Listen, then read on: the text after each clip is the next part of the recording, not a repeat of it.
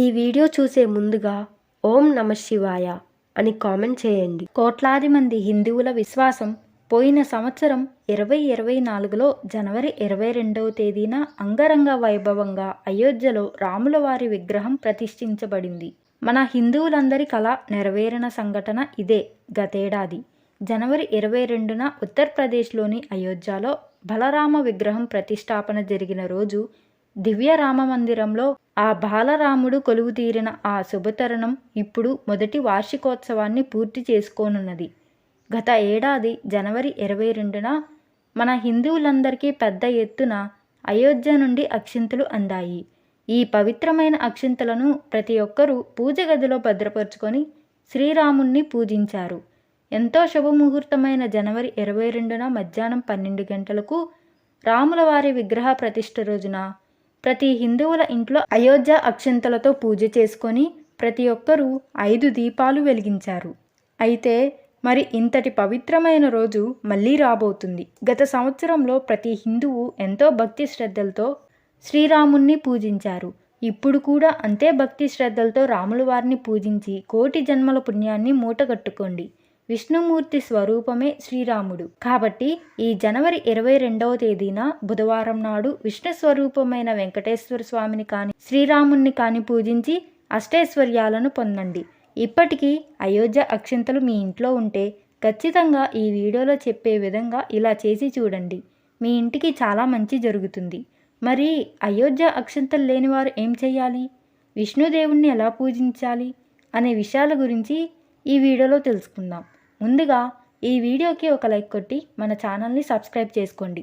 ఎవరైతే భక్తి శ్రద్ధలతో విష్ణుదేవుని పూజించాలని అనుకుంటారో అలాంటి వారు ఈ జనవరి 22వ తేదీన శ్రీరాముని విగ్రహ ప్రతిష్టాపన నాడు ఇంట్లో ఖచ్చితంగా పూజ చేసుకోండి. ప్రతి సంవత్సరం ఈ తేదీని గుర్తుపెట్టుకొని విష్ణుమూర్తిని పూజించండి. ఖచ్చితంగా మీ ఇంటికి సకల శుభాలు చేకూరుతాయి. మీ ఇంట్లో అయోధ్య అక్షింతలు ఉంటే ఈ జనవరి 22వ తేదీన అక్షింతలను శుద్ధి చేసుకొని పూజ గదిలో పెట్టుకొని ఇంట్లో దీపారాధన చేసుకోండి. అయోధ్యలో ఉన్న శ్రీరాముణ్ణి తలుచుకుంటూ భక్తి శ్రద్ధలతో రాముల వారిని స్మరించుకోవడమే ఈ పూజ యొక్క ముఖ్య ఉద్దేశం. కాబట్టి ఈ జనవరి 22వ తేదీన బుధవారం నాడు ఆడవారు తలస్నానం చేసి ఇల్లంతా శుభ్రం చేసుకొని పసుపు నీళ్లు చల్లుకోండి. శ్రీరాముడు అంటే విష్ణు స్వరూపం కాబట్టి మీ పూజ గదిలో రాముల వారి పటం ఉన్నా లేదా వెంకటేశ్వర స్వామి పటం ఉన్నా సరిపోతుంది. ముందుగా పూజ గదిని శుభ్రం చేసుకొని మీ పూజలో ఉన్న రాముల వారి పటానికి గంధం రాసి కుంకుమ బొట్టు పెట్టుకోండి. మీ పూజ గదిలో అయోధ్య అక్షింతలను పెట్టుకోండి. అయోధ్య అక్షింతలు లేనివారు అక్షింతలను కలుపుకొని పూజ గదిలో పెట్టుకోవచ్చు.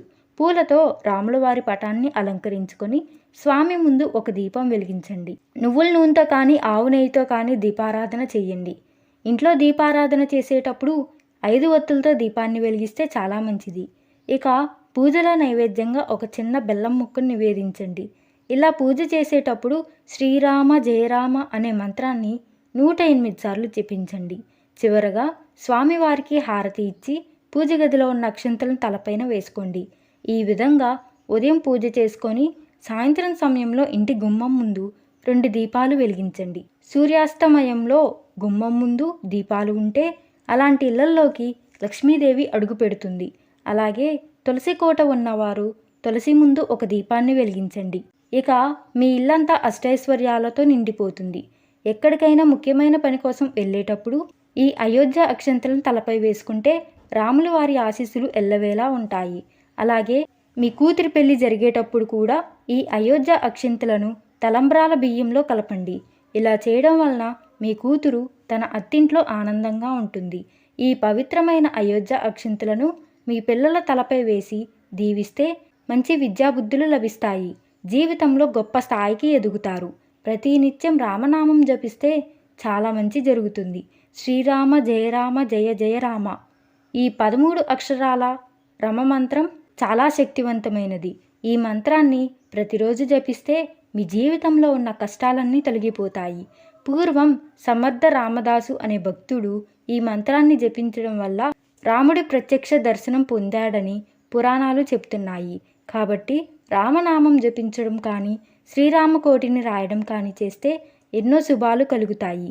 ప్రతిరోజు ఉదయం స్నానం చేసిన తర్వాత శ్రీరామ అని 108 సార్లు జపిస్తే మీ కుటుంబం అంతా సిరి సంపదలతో జీవిస్తారు. మీకు ఏ కష్టం వచ్చినా సరే శ్రీరామ అని 3 సార్లు పలికితే చాలు, మీకున్న కష్టాలన్నీ తొలగిపోతాయి. ఎవరైతే ప్రతిరోజు శ్రీరామనామం జపిస్తారో వాళ్ళకి ఏది కోరుకున్నా సరే వెంటనే నెరవేరుతుందట. ఏ దేవుని నామం పలికినా ఆ నామం యొక్క దేవుడు మాత్రమే పలుకుతాడు. కానీ శ్రీరామ అనే నామాన్ని స్మరిస్తే 6 దేవతలు పలుకుతారట. అది ఎలాగంటే, రామ అంటే రాముడు పలుకుతాడు. రామ అనే శబ్దం ఎక్కడ ఉంటుందో అక్కడ హనుమంతుడు ఉంటాడు. శ్రీరామలో శ్రీ అంటే మహాలక్ష్మి, రా అంటే విష్ణువు పలుకుతాడు, మా అంటే శివుడు పలుకుతాడు. శివుడు ఉన్న చోట పార్వతీదేవి ఉంటుంది.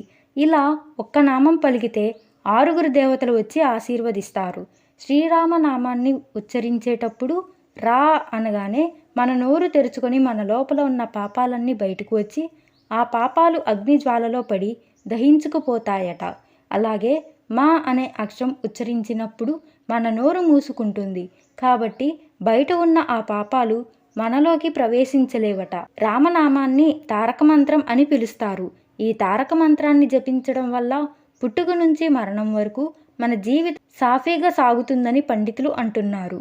ప్రతి సంవత్సరం ఈ జనవరి 22వ తేదీన ఖచ్చితంగా శ్రీరాముణ్ణి పూజించాలనే నియమం ఏమీ లేదు.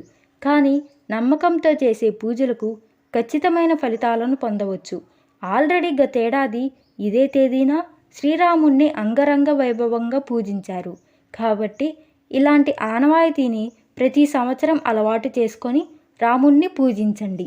మీకు ఈ వీడియో నచ్చినట్లయితే ఓం నమః శివాయ అని కామెంట్ చేసి లైక్ చేయండి. మరిన్ని వీడియోల కోసం ఈ ఛానల్ని సబ్స్క్రైబ్ చేసుకోండి.